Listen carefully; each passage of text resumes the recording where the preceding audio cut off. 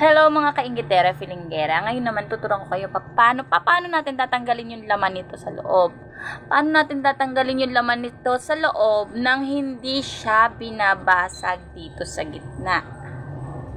Kung gusto nyong matutunan ito, panoorin nyo ng buo. Kailangan natin butasan dito yan. Dito. Bubutasan lang natin siya ng maliit. Katulad nito.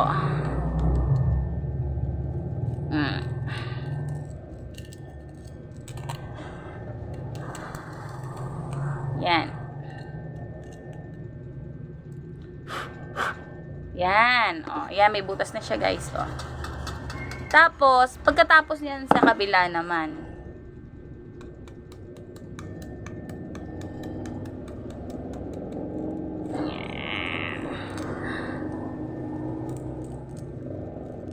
Yan. Meron na. Ayan. Tapos, itataktak lang natin siya ng ganyan. O, ganyan. Tapos, i-blow natin.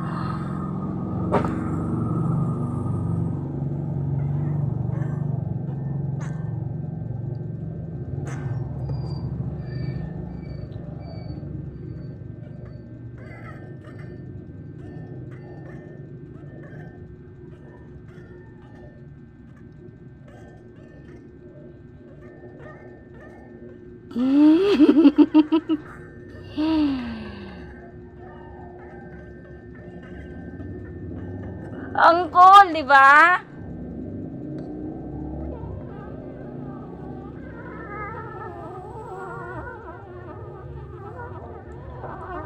Oh, tingnan nyo guys, so natanggal na. Wala na siyang laman sa loob. Ang galing-galing. Oh, di ba? Pwede na siya pang art ng mga kiddos of friend design. Meron pang konti. Tanggalin ko pa.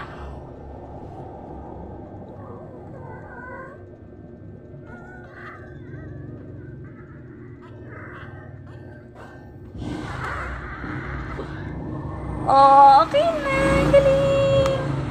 Buo natin nakuha yung itlog. Ang ganda. Nakakatawa. Ito na yung laman niya, oh. Tapos ito na yung itlog. Ang galing-galing talaga.